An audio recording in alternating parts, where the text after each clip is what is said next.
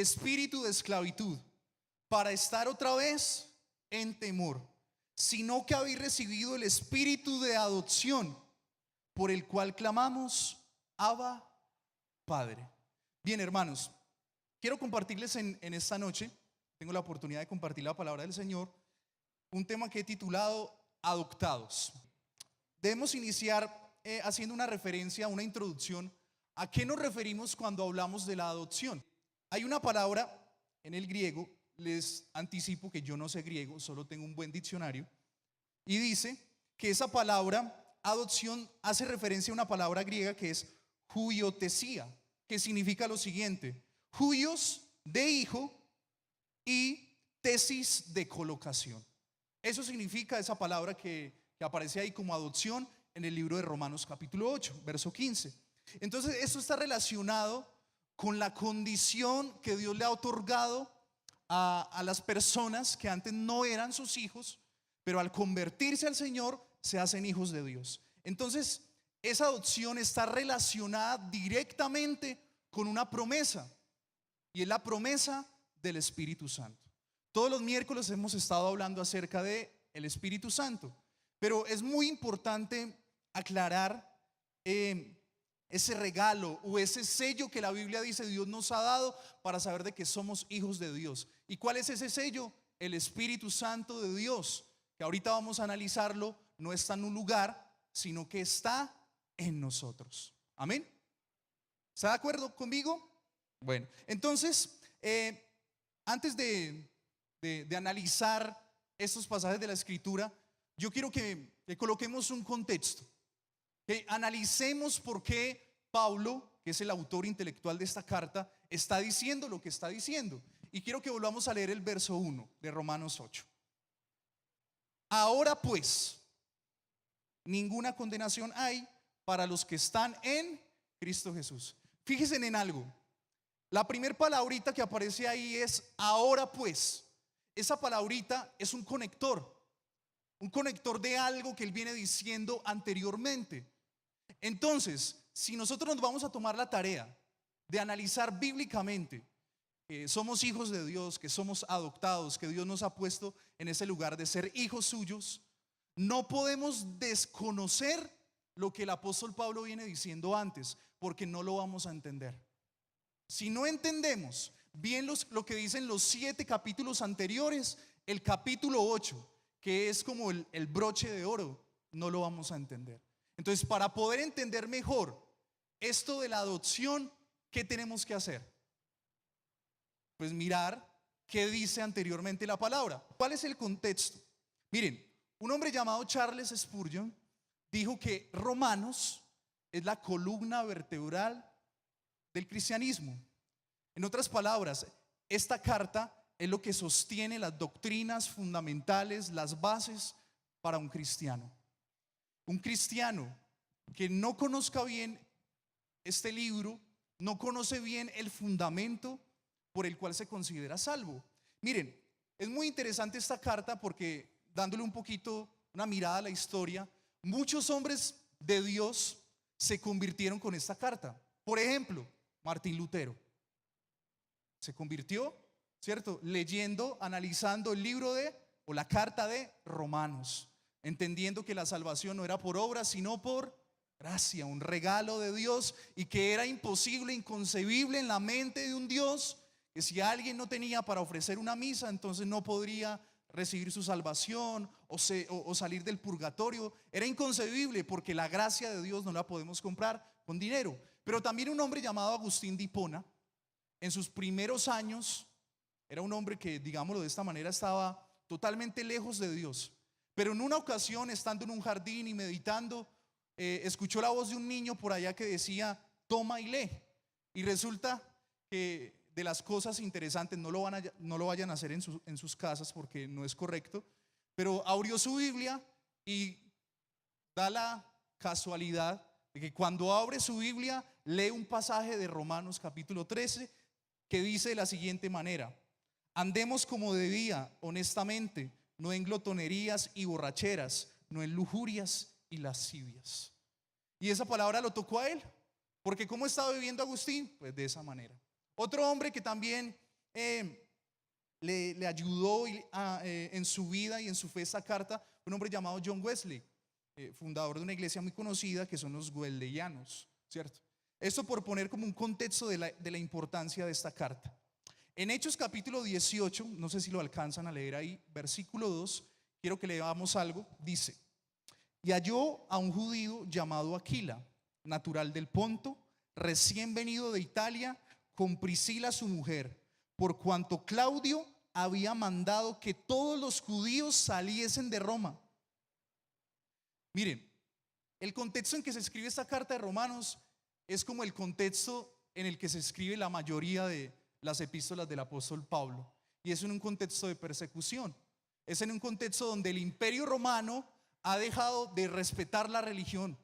Miren, los romanos tenían una característica: ellos no se metían en asuntos religiosos, siempre y cuando la religión no se inmiscuyera en los asuntos de su imperio. Entonces, como vienen unos cristianos diciendo que ya el rey no es el César, sino que el rey es Jesús, entonces se forma toda una controversia y toda una persecución. Y yo les he mencionado en algunas veces que he tenido la oportunidad que uno de los mayores perseguidores del cristianismo fue un hombre llamado Nerón, que produjo un incendio por allá en Roma, ¿cierto? Y le echó la culpa a los cristianos, y por causa de eso murieron un montón en un coliseo. Miren, ustedes me están mirando como raro, y este man ahí que está hablando, ¿cómo así que contexto histórico? ¿Qué es eso tan raro? Mire, esto enriquece nuestra manera y nuestra cosmovisión de lo que vamos a leer ahorita, porque vamos a entender por qué Pablo escribió lo que escribió. Entonces, en un panorama general de lo que es Romanos, podríamos decir que en Romanos está resumido de manera sistemática y lógica lo que es el Evangelio de Jesucristo. O sea, si nosotros queremos conocer y entender qué es el Evangelio, ¿qué debemos hacer? Leer la carta de los Romanos. Y ya les voy a mostrar entonces lo siguiente. Hay un panorama general de lo que hay desde Romanos capítulo 1 hasta Romanos capítulo 7. Y yo quiero mostrárselos de manera muy breve. Miren, ahí del capítulo 1 al capítulo 3, hay algo bien interesante, y es que Dios, obviamente a través del apóstol Pablo, quiere revelarnos una verdad. ¿Cuál es esa verdad? La verdad es que el hombre es inexcusable. O sea, su pecado es inexcusable. Su pecado lo ha llevado a estar lejos de Dios, separado de Dios. Y no solo eso, sino que también la Biblia dice que por causa de ese pecado hemos sido esclavizados. Y dice la Biblia que Dios ha entregado a algunos hombres a sus desenfrenos, tanto que corrompieron entre ellos mismos sus propios cuerpos. Entonces, ¿por qué es importante entender esto, hermanos? Porque siempre que leemos Génesis surge una pregunta: el que pecó fue Adán y el que pecó fue Eva. Pero nosotros, ¿qué tenemos que ver ahí? Si nosotros no hicimos nada. Entonces algunos piensan y dicen: no, es que Dios es injusto porque Dios nos está culpando de un pecado en el cual nosotros no tenemos nada que ver. Pues hay que aclarar algo bien interesante, y es que Dios no nos culpa por el pecado de Adán y Eva, sino por nuestro pecado propio.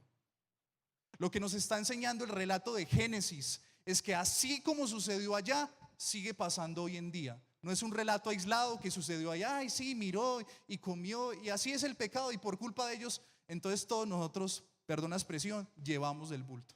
No es así. Lo que está haciendo el relato bíblico es enseñarnos que así como sucede allá, sigue sucediendo hoy en día. El hombre es autosuficiente, el hombre se excusa de su pecado, le echa la culpa al otro. Yo nací en un hogar donde no tuve, yo nací en un hogar donde el trago siempre estuvo a mi disposición. Siempre echamos la culpa. Pero lo que hace el Evangelio es hacernos conscientes de nuestra condición, de que somos culpables. ¿Está de acuerdo conmigo? Ya muchos me están mirando feo. Pero miren, para ser más concretos, una de las historias que mejor resume lo que es el Evangelio en esencia es la historia del ladrón en la cruz. Cuando ese ladrón ve a Jesús, dice la historia, el relato bíblico, que él dijo a uno de esos otros malhechores que estaban injuriando al Señor: nosotros a la verdad, merecemos lo que estamos pasando, lo que nos está ocurriendo, porque nuestros actos, lo que nosotros hicimos, nuestros actos nos han recompensado que muramos acá. Pero al mirar a Jesús aclarándolo, nada malo hizo. ¿Qué hay en ese ladrón? Un reconocimiento de su condición. Él no viene y se excusa, no, es que mira que es que allá en mi casa no había para comer, no, yo soy culpable. Mientras que el otro le injuriaba y le decía, teniendo una cosmovisión distinta de lo que es el evangelio, si eres hijo de Dios, bájate, sálvate y sálvanos a nosotros, porque su visión del evangelio era no morir y ya. Pero el otro entendió que después de esta vida había otra, una vida eterna. Entonces eso hay en ese compendio de Romanos 1 hasta el capítulo 3. Pero luego viene desde el capítulo 3 versículo 21 hasta el 4:25, se nos muestra que Dios nos salva por medio, eso suena muy extraño, pero es así, de aplastar a su propio hijo en la cruz del Calvario. Entonces ahí se introducen dentro de la iglesia algunos términos que yo sé que ustedes han escuchado, o si no los han escuchado, los van a escuchar en esta noche. Términos como justificación, términos como propiciación, como la palabra fe, como la palabra ley. ¿Han escuchado esos términos? Y una vez se los oye acá y eso, ¿cómo así que es propiciación? Eso tan raro, eso parece hasta un trabalenguas. Pues estudiando bíblicamente la propiciación, ¿qué es propiciar? Quitar la ira por medio de una ofrenda. Lo mismo que sucedía en el Antiguo Testamento. Quitar la ira, pero en este caso por medio de un sacrificio que fue perfecto, que fue el sacrificio de Jesús en la cruz del Calvario. Entonces, eso lo dice el libro de Isaías, que Dios, voy a leérselos porque es un texto que es muy interesante. Vamos al libro de Isaías. ¿Les parece? Isaías 53. Isaías 53:10 dice, con todo eso el Señor quiso quebrantarlo, sujetándolo a padecimiento, cuando haya puesto su vida en expiación por el pecado. Verá linaje, vivirá por largos días, y la voluntad del Señor será en su mano prosperada. Y mire lo que dice el 11, que es todavía más certero. Verá el fruto de la aflicción de su alma y quedará satisfecho. Y la Biblia está diciendo que a pesar de todos los sufrimientos que mencionan ahí los versículos anteriores, el mayor sufrimiento de Jesús no es ser escupido, ser lacerado, ser burlado, que le arranquen sus barbas, tantas cosas que se menciona y que vemos incluso en la película, que es una de las más cercanas al relato bíblico, la pasión de Cristo, sino que el mayor sufrimiento de Jesús es experimentar la ira de Dios en la cruz. Porque lo que dice mi Biblia y su Biblia es que Dios mismo quiso quebrantarlo. O sea, el deseo de Dios, la voluntad de Dios era aplastar a su propio hijo. Y mire, vamos a seguir leyendo. Verá el fruto de la aflicción de su alma y quedará satisfecho. Por su conocimiento justificará mi siervo justo a muchos y llevará las iniquidades de ellos. O sea, imagínense la escena. Lo que está diciendo el texto es que cuando Dios vio a su hijo morir en la cruz y llevar el peso de todos nuestros pecados, Él quedó satisfecho. O sea, su ira, su justicia fue cubierta en su propio hijo. No hay nada más ilógico que eso, pero lo hizo por amor a usted y a mí. Y de eso es lo que nos está tratando de confrontar o de hacernos ver esta carta de los Romanos, que Cristo fue puesto como ofrenda para satisfacer la ira de Dios. Y cuando escuchamos esto, a muchos no les gusta mucho escuchar eso, porque dice, ¿cómo así que es que Dios se siente ira? Si no dice pues que la Biblia que Dios es amor y amor, sí, pero otro de sus atributos es que también siente ira, porque es un Dios justo. Y cada uno de los atributos de Dios está ligado el uno con el otro. Si yo tengo una visión sesgada de Dios y digo, no, es que Dios es amor, entonces como Dios es amor, si yo amo a mi novio, voy a tener relaciones sexuales con él por fuera del matrimonio, porque es que lo amo. Y como Dios es amor, estoy torciendo la escritura, estoy tergiversando la imagen de quién es Dios. En Romanos 5:1 se nos dice que somos justificados pues por la fe. O sea que el medio que Dios destinó para ser salvo a una persona no son sus obras, sino la fe. Entiéndase fe no como creer y ya. La fe en el sentido bíblico es estar totalmente convencido de que lo que Cristo hizo por mí en la cruz es suficiente para que si yo me muero hoy, en esta noche, yo sea salvo.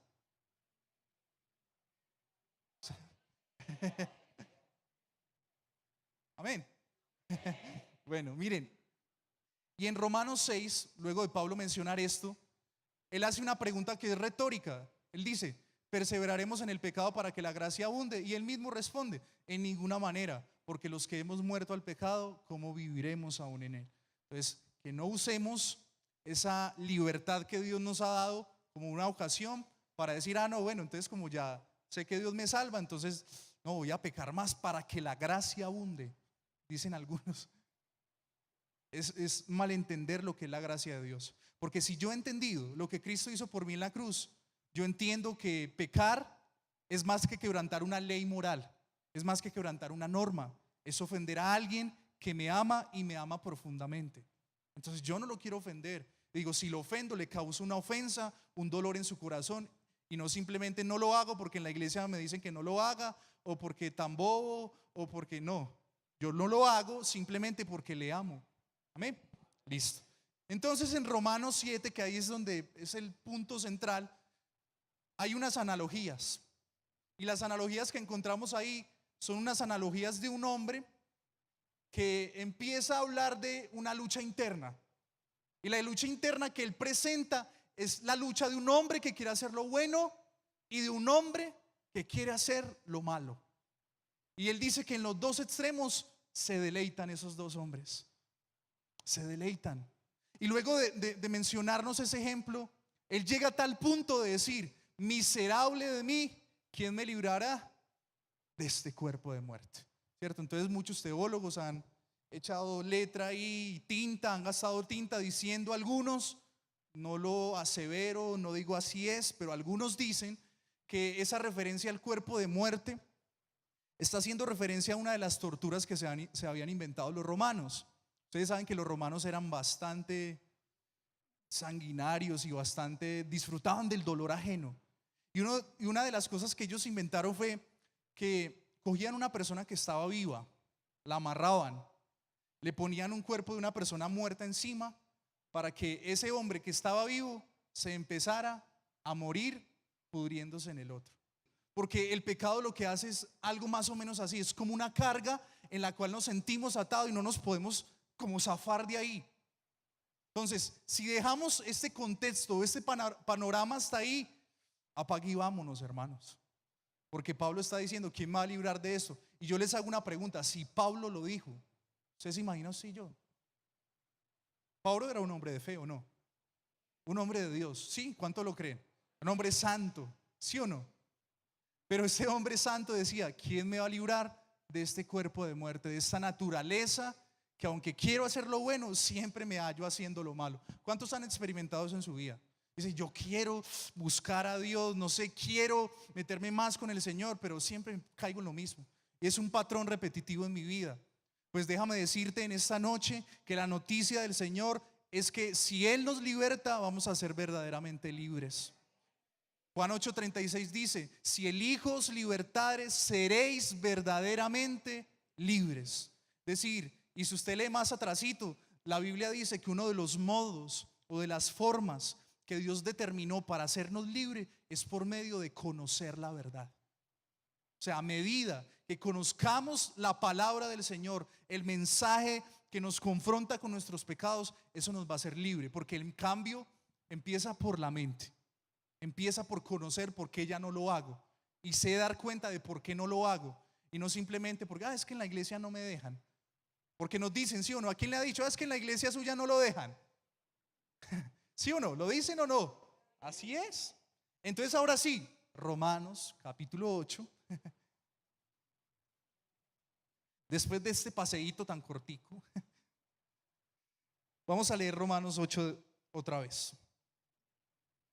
Amén, ¿lo tienen? 8:1.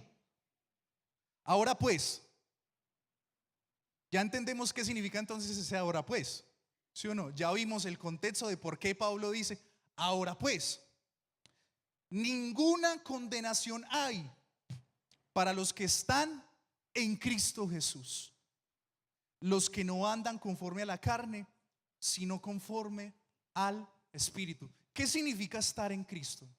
Porque la Biblia también menciona esto de estar en Cristo. En otros pasajes dice que estamos sentados juntamente con Él en lugares celestiales. Pues yo los veo aquí, hermanos. Yo los veo aquí sentados, ¿sí o no? Pero la Biblia dice que estamos sentados con Él. ¿A qué se refiere eso de que estamos en Cristo? Pues miren, como les decía, cuando Dios perdona los pecados de un hombre, es como, voy a poner este ejemplo.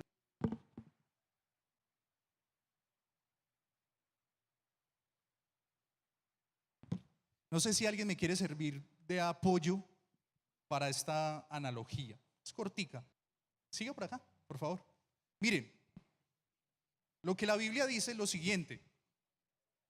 No la necesito. Lo que la Biblia dice es lo siguiente, que cuando nosotros ponemos nuestra confianza en Cristo, Dios nos hace santos. ¿Sabían eso? O sea, cuando Cristo perdona nuestros pecados, la Biblia nos llama santos. Los santos no están muertos, porque cuando Pablo le escribe a las iglesias, les dice a los santos que están en tal iglesia, los santos estaban vivos. La pregunta es, ¿ser santo es ser perfecto? ¿Qué es ser santo? ¿Y qué significa eso de estar en Cristo entonces? Lo que sucede es lo siguiente, la justificación tiene que ver con el acto de que Dios ya no nos mira a nosotros, sino que mira a Cristo a través de nosotros. O sea, que lo que Dios hace cuando pedimos perdón por nuestros pecados es que nos cubre. Entonces hace lo siguiente.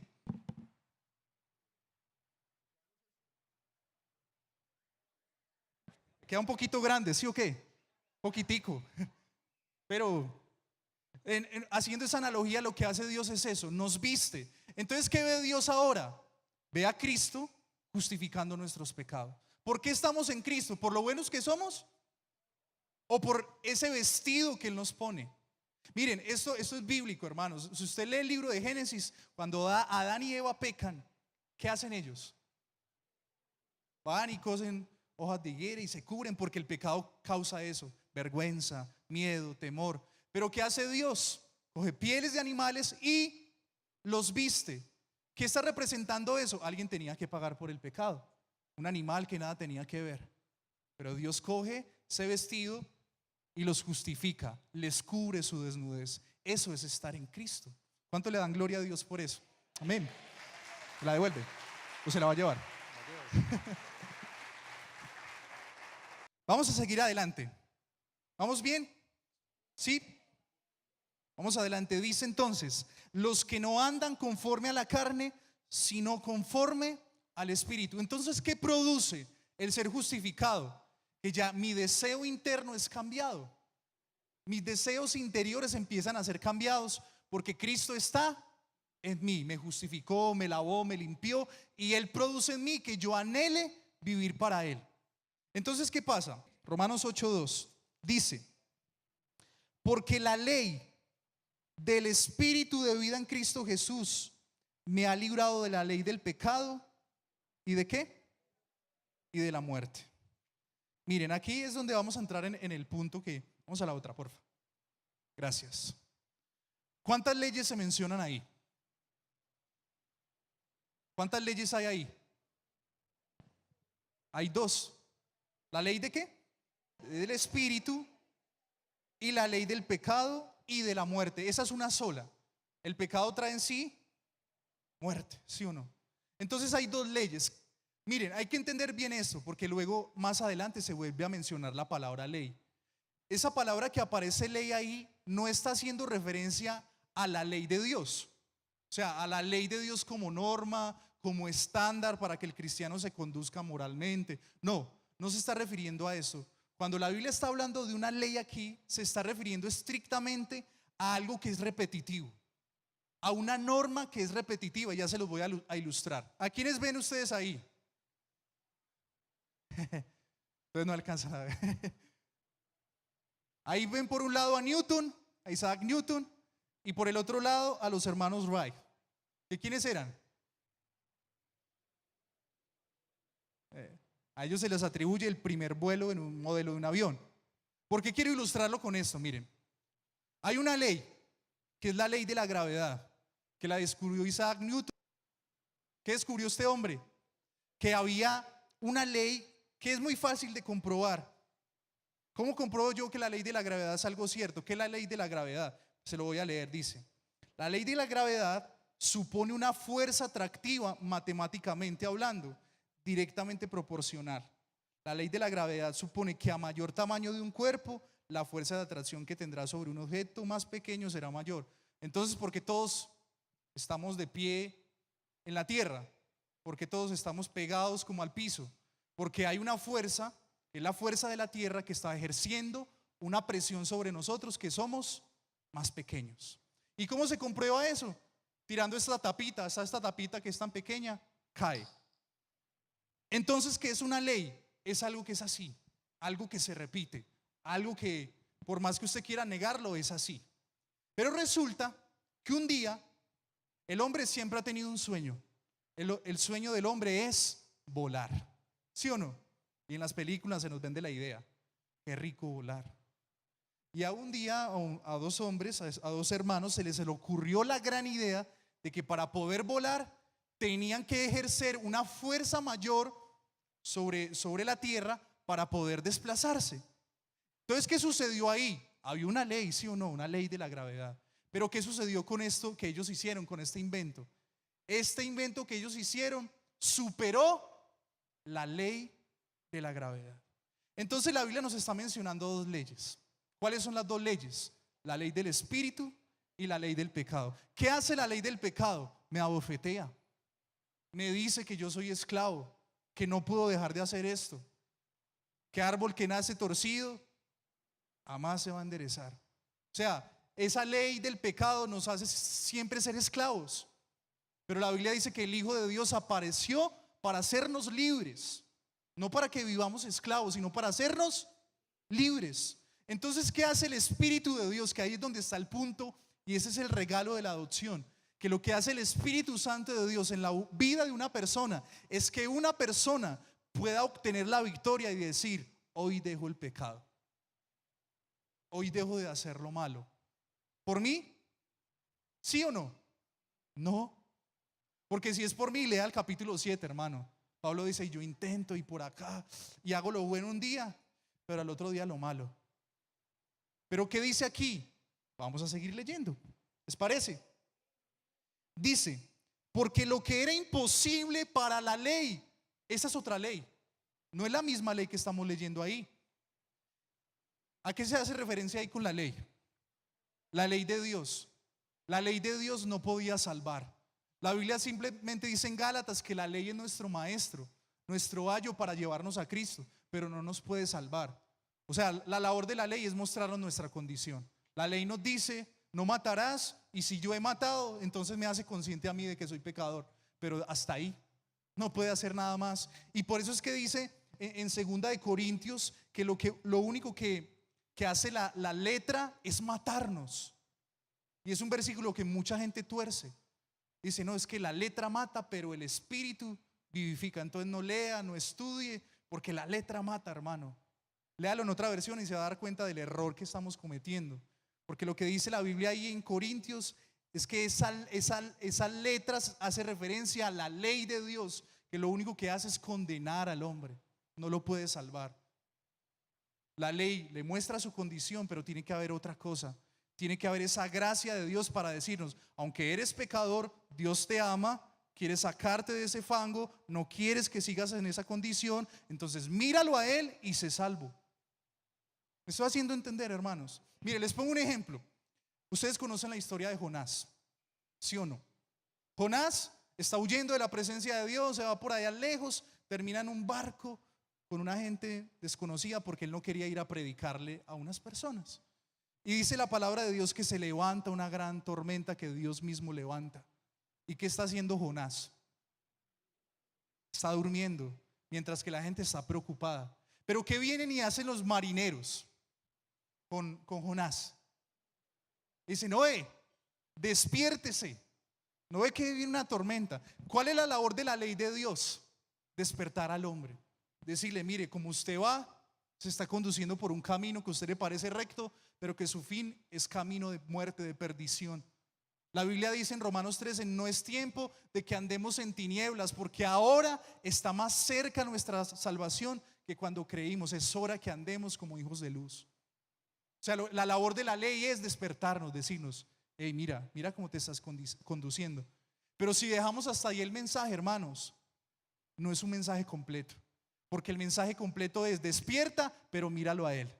Despierta, pero sin Cristo nada puedes en este mundo.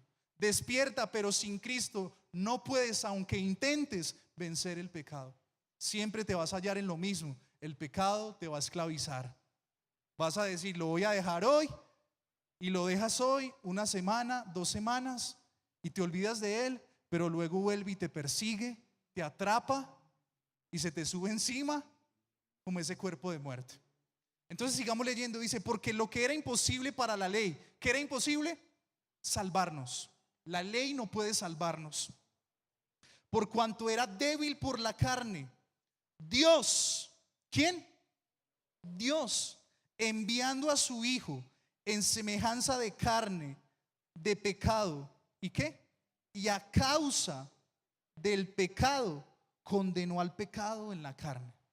Entonces hay algunas doctrinas que afirman que como Dios acabó con el pecado y Cristo ya nos perdonó, entonces peque tranquilamente porque pues ya Dios nos perdonó y acabó con la consecuencia del pecado.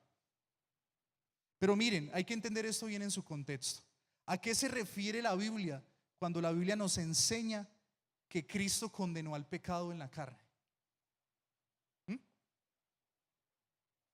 ¿A qué hace referencia a eso? Mire, la Biblia dice, para entender mejor eso, cuando la Biblia se refiere a que Cristo se hizo carne, es que se hizo semejante a nosotros. O sea que tenía las mismas tentaciones que usted tiene, tenía los mismos deseos pecaminosos que quizás usted y yo podamos experimentar, tenía hambre, tenía sed, porque aunque era Dios, se rebajó a nuestra condición. Pero se rebajó a nuestra condición para enseñarnos algo, que si era posible decirle no al pecado, pero el hombre ama más el pecado. Eso usted lo puede leer de esa manera en Juan capítulo 3, del versículo 17 en adelante, donde el Señor empieza a explicar que la condenación que tiene este mundo es que aunque la luz vino a las tinieblas, los hombres aman más las tinieblas que la luz. En otras palabras, ¿por qué pecamos? Porque nos gusta, porque deseamos autosatisfacernos, porque ponemos en primer lugar satisfacernos a nosotros mismos que a Dios. Y cuando Cristo se hace carne y obedece perfectamente la ley de Dios y no hay mancha en él, entonces no puede venir la maldición sobre él, que era la muerte, porque todos morimos por causa del pecado, porque la consecuencia del pecado es muerte espiritual y física. Entonces vamos a seguir adelante para ir concluyendo. Entonces lo que dice ahí la palabra es que a causa de Cristo hacerse semejante a nosotros en carne de pecado, y a causa del pecado él condenó al pecado. ¿Qué significa eso? Que cuando Cristo toma todos los pecados que había en nuestra contra, obedece perfectamente la ley de Dios, él le quita ese poder, esa autoridad que tenía el pecado sobre la vida nuestra. Y dice la Biblia en Colosenses que él cogió todas las actas de decreto que habían en nuestra contra y las exhibió públicamente, triunfando sobre toda potestad. O sea, lo que Cristo hace es librarnos de esa condenación que el pecado traía en sí mismo y nos muestra un nuevo camino a Dios conducido a través de la fe. Y mire lo que dice: para que la justicia de la ley se cumpliese en nosotros, que no andamos conforme a la carne, sino, mire hermanos, Pablo no tiene problema en constantemente estar haciendo reflexionar a los cristianos si realmente están en Cristo o no.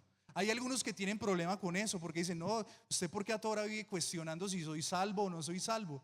No, hermanos, si no es con usted, tranquilo, no hay problema. Pero lo que dice la Biblia es que debemos examinarnos. Segunda de Corintios 13, examinaos a vosotros mismos si estáis en la fe. Y Pablo constantemente está reprochando, haciendo reflexionar y diciendo, si realmente estamos en Cristo, si realmente andamos conforme al Espíritu. Y mire lo que dice. Voy a ir más adelante porque se me acabó el tiempo. Versículo 11. ¿Lo tienen? Verso 11. Y dice, y si el Espíritu de aquel que levantó de los muertos a Jesús mora en un templo, el que levantó de los muertos a Cristo Jesús vivificará también vuestros cuerpos mortales. Amén.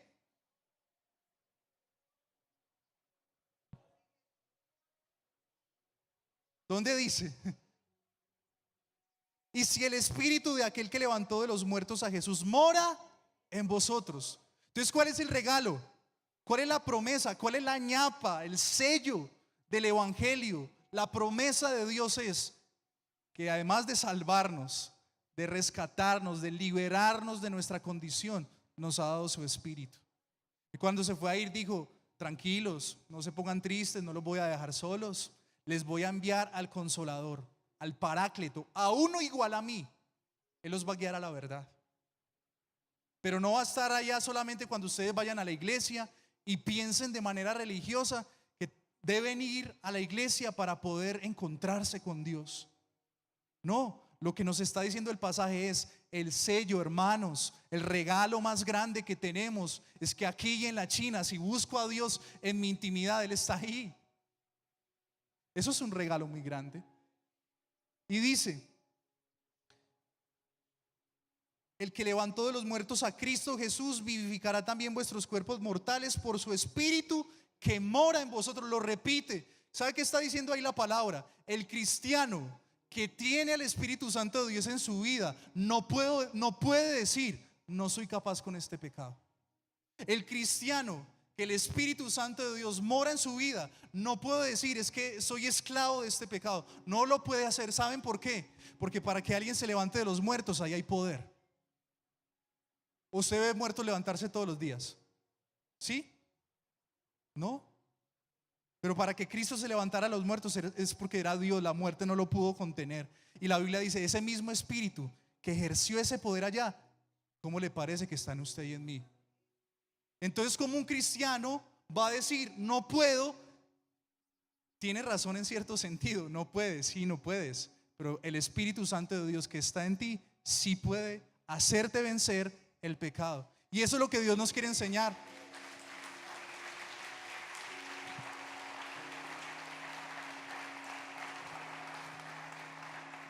Mira, el mundo constantemente nos está diciendo, perdóname si hiero alguna susceptibilidad, pero el mundo constantemente nos está diciendo, cree en ti, confía en ti, confiésalo con tus labios.